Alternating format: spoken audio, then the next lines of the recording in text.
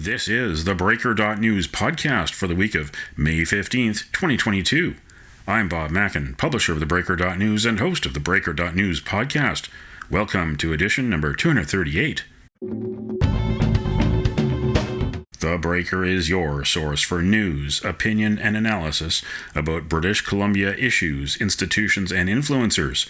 Later, I'll tell you how you can support The Breaker. On this edition, headlines from the Pacific Rim and the Pacific Northwest, the Is It Just Me commentary. I award a virtual Nanaimo bar to a difference maker, and the Big Deal feature, how to solve the problem of violent extremism in Canada. Bad actors on the far right and bad actors on the far left. They're all corroding democracy. Former CSIS director Richard Fadden testified at the House of Commons, and you'll be surprised at what he had to say. But first, is it just me?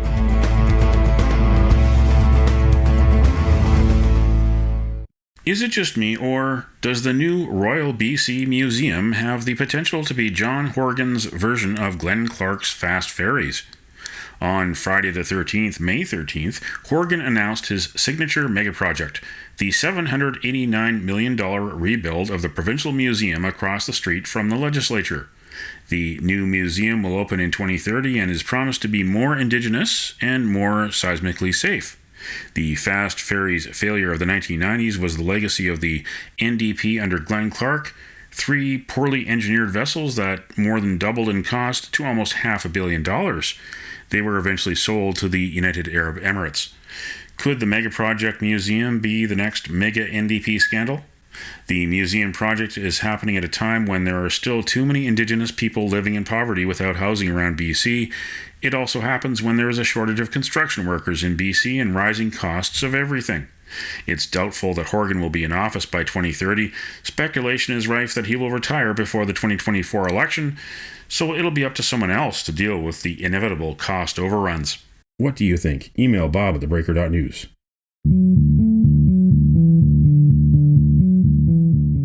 This is the Big Deal feature on the theBreaker.news podcast.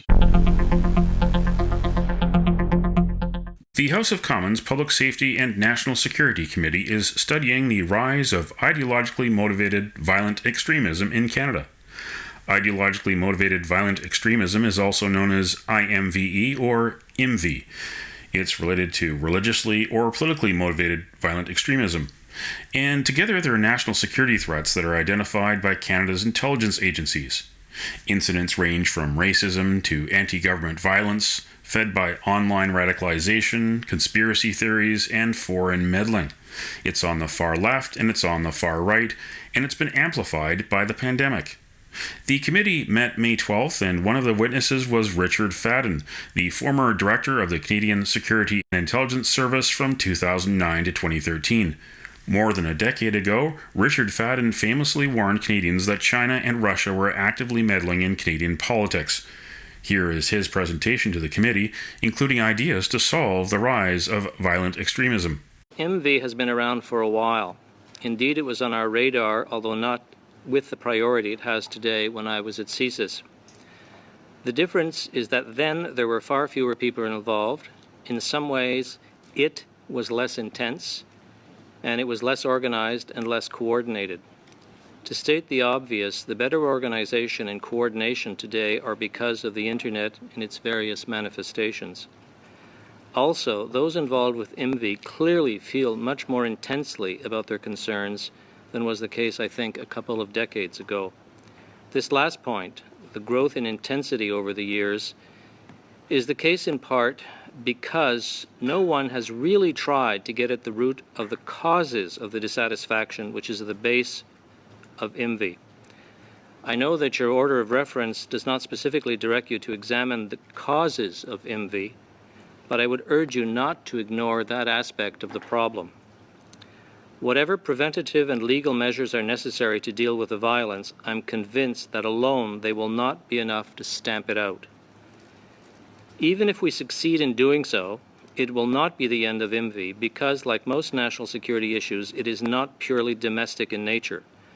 Whatever the origins of MV, it always receives some ideas and moral support from abroad, if not sometimes funding and training. Unless we do a China and isolate Canada from the internet, which is unthinkable, I do not see how we can stop ideas and support from abroad, which brings me back to my point about addressing the causes of envy as well as its kinetic effects. To deal with the violence, we will need control and punitive measures, but these must be built as narrowly and transparently as possible, or, without intending it, we will be promoting the further development of envy. This leads me to the question of who is best seated to deal with the root causes of envy.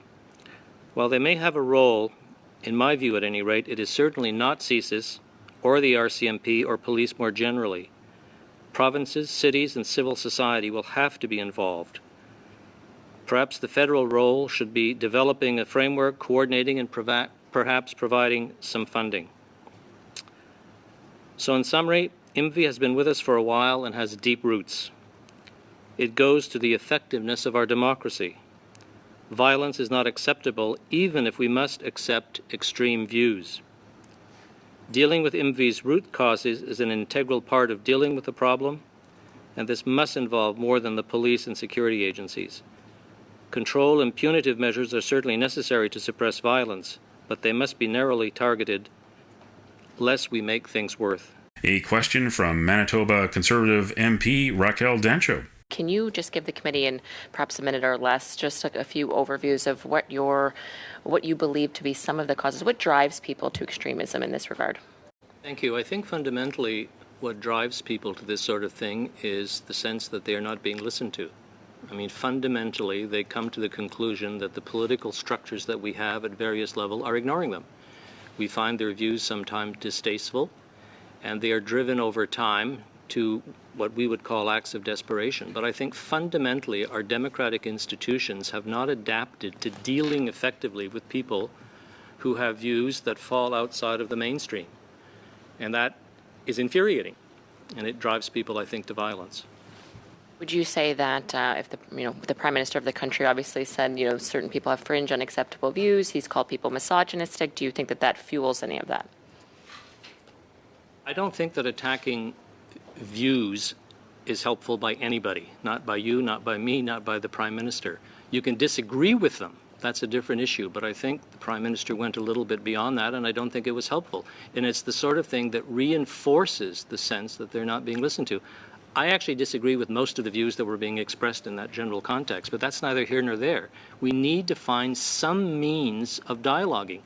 Just like when I used to work, I used to argue that we have to find some means of dialoguing, for example, with the Taliban, because if you don't talk to them somehow, you ain't going to stop fighting them. So my argument is we cannot start a priori by arguing that they're wrong. You can argue they must not engage in violence. That's an entirely different issue, and I want to separate that very carefully. You pass that line, you become engaged in violence, and you got to do something about it. But we need to find some way of talking to them. Certainly, and that was certainly the position that the Conservative Party took, that we need to not be pouring fuel on the fire because that only makes it worse. It sounds like you would be overall in agreement with that position, that we need to open up that dialogue. I'm also concerned, do you feel that sort of any government's exclusionary policies, for example, now not looking to debate the mandate specifically, but rather vaccine mandates, the impact they have on excluding those from society, do you think that that could drive people to extremism? I think it can, but on the other hand, if we're going to live in society and live in a society that believes in the rule of law, if you take that view, you have to face the consequences. I don't think you should be ostracized for doing it, but if the law says you have to be vaccinated in circumstance X, Y, or Z, and you're not, and the law provides for penalty, then you have to deal with the penalties. And just going back to the Prime Minister's remarks about calling those who didn't agree with them fringe, unacceptable views and misogynist, he is, frankly, the most powerful man in the country. He should be leading by example, and he really, regardless how you feel about it, it certainly sets the tone about how other authorities who report to him can act and what they can say. So again, I'll just throw the last few seconds back to you. Can you further elaborate on when you get that kind of power speaking in that way, what impact does that have on those being driven to extremism, doubling down, for example? I think it has a negative impact, but to prove that I'm nonpartisan and I've had that beaten out of me after 40 years of public service, I would say that certain members of Parliament who actively supported acts of lawfulness were not any more helpful. Appreciate that. Thank you. Thank you very much. Bloc Québécois MP Christina Michaud. Could you elaborate a bit on what the roles of these members of society would be? What role can we give them in the fight against IMVE, ideological extremism? One of the challenges that we have in Canada in dealing with IMVE or terrorism or things of this nature is that aside from yourselves and a few of your colleagues, unless there's a crisis, we do not talk about it. We just don't. I mean, to be blunt, there are no votes for you in talking about national security unless there's a crisis. So there are a whole raft of other problems to be talked about and to be dealt with. So I think the first thing that these civil society could usefully do is talk openly about these things so that we don't think that everything has to take place under the color of darkness. Because when that happens, people very quickly find themselves driven to the end of the spectrum that I was talking about. So a lot of it is talking about it. A lot of it is having organization. I mean, I hope I'm not going to get myself in trouble today, but, you know, I really do think that political correctness has reached the point today where it's almost impossible to have a conversation about a whole raft of issues.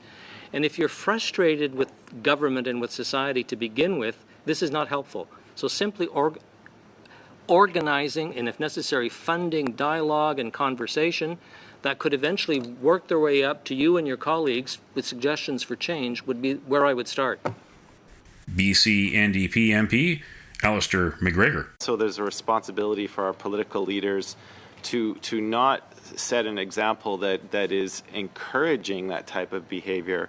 And I'm just wondering if you have any thoughts on, you know, on that approach and if you can just further elaborate on those concepts. It's a good question. I had not thought about that.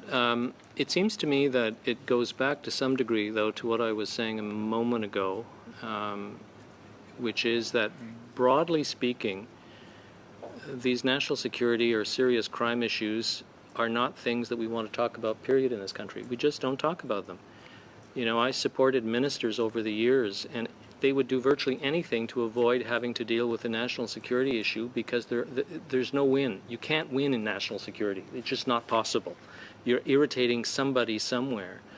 So it seems to me that the beginnings of what you're talking about is talking about these things positively and negatively. And I don't know how that's going to be possible, because if you'll forgive me for saying so, the political environment in Parliament today is very, very partisan. And anybody who takes an initiative slightly off the beaten path is susceptible of being beaten about the head, if you'll forgive me for saying so. I'd argue, as somebody who's worked in this area for a long time, that national security should be an area where there's less partisanship. And we've seen this over the years come and go. But there's a risk in doing this. There's a real risk. And I think if you don't create sort of a bubble around people who are trying to do this, it ain't going to work. And if you can't do it, then who can is the next question, you political leaders. And I think there are other leaders in society who are susceptible of doing this. I continue to believe that the universities have a role in this sort of thing today, but as I was perhaps unwisely saying, political correctness is preventing much discussion now about some of these issues. So I'm not doing a very good job at answering your question, and I apologize, but it just seems to me that more discussion generally, with some protection for somebody who's willing to take a little bit of a risk, would be a good place to start. You know, I guess my question is, like, we've had a lot of witnesses talk about deplatforming individuals, like trying to cauterize the wound to isolate them. Do you take the view, is like sunshine the best disinfectant to expose these people as much as possible, or is it best to try and isolate the people who are causing the most harm, as some of our witnesses have suggested, through the agency of deplatforming them? I think the light of day is always the best place to start. I really do. But having said that, there are provisions in the law now that allow the government to go to the courts and to seek orders suppressing various platforms and whatnot. I don't think that's been used very much, and I think that to some degree is a cultural issue. You know, it's a new way of doing things. It's a bit risky. Anybody or any minister who authorizes this is taking a risk that he'll be accused of really not protecting constitutional rights. So I would say the light of day, some dialogue, and if need be, suppress. But suppress as precisely as you possibly can. That was former CSIS Director Richard Fadden appearing at the House of Commons Public Safety and National Security Committee on May 12th.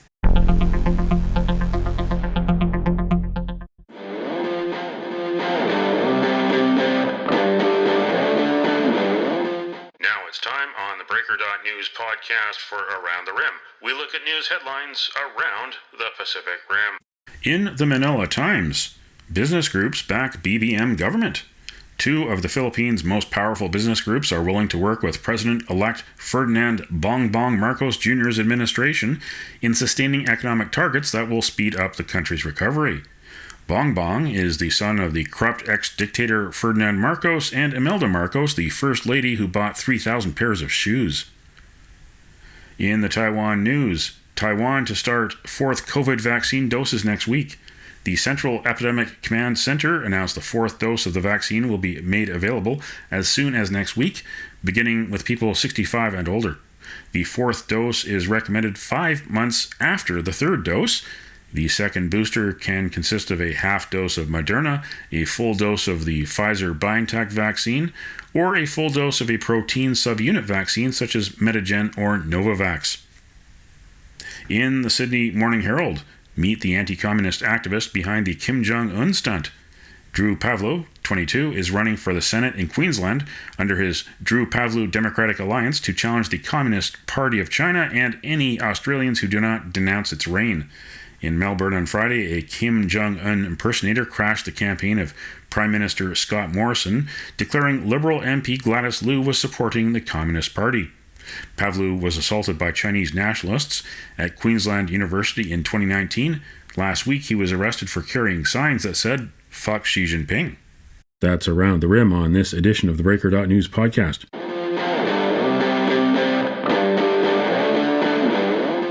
Now it's time on the Breaker.news podcast for Cascadia Calling. We look at news headlines around the Pacific Northwest. In the Oregonian, baby formula shortage leaves Portland area parents scrambling. The Abbott recall exacerbated an existing baby formula shortage related to ongoing supply chain disruptions, a labor crunch, and transportation delays. Parents stockpiling during COVID-19 lockdowns also diminished the supply.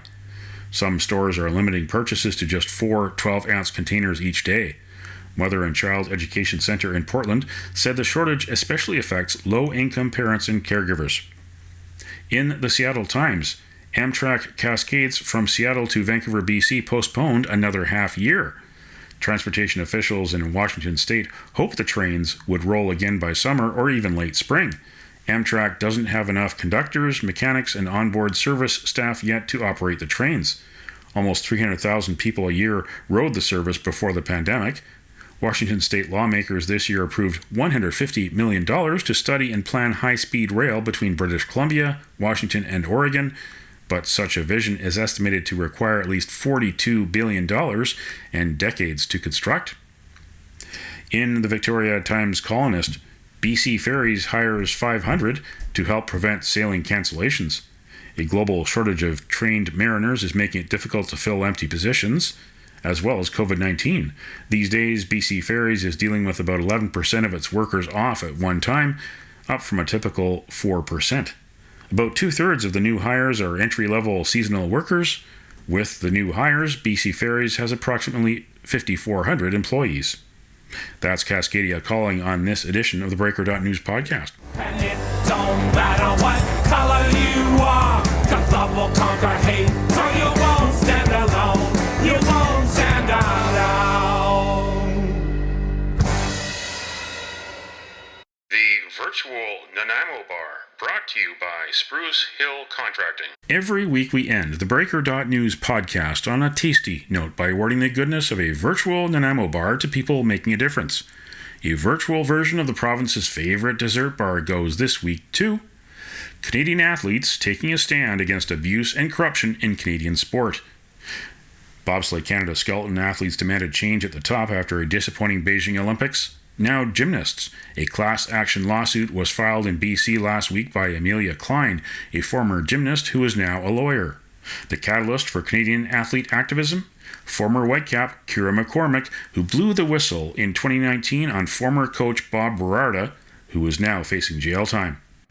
You can nominate someone for a virtual Nanaimo bar. Send me an email to bob@theBreaker.news.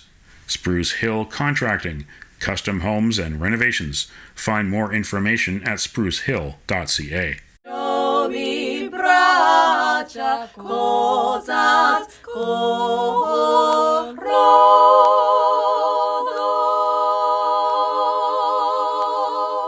That's it for the Breaker.news podcast for the week of May 15th, 2022.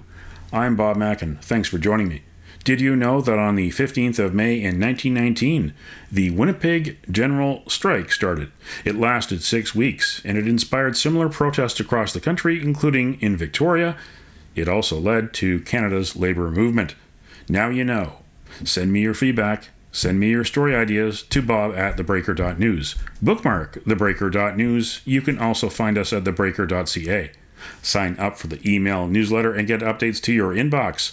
For news as it happens, follow The Breaker News on Twitter and visit theBreaker.news on Facebook. You can support The Breaker for as little as $2 a month. For more information, go to patreon.com/thebreakernews. That's patreon.com/thebreakernews. Until next week.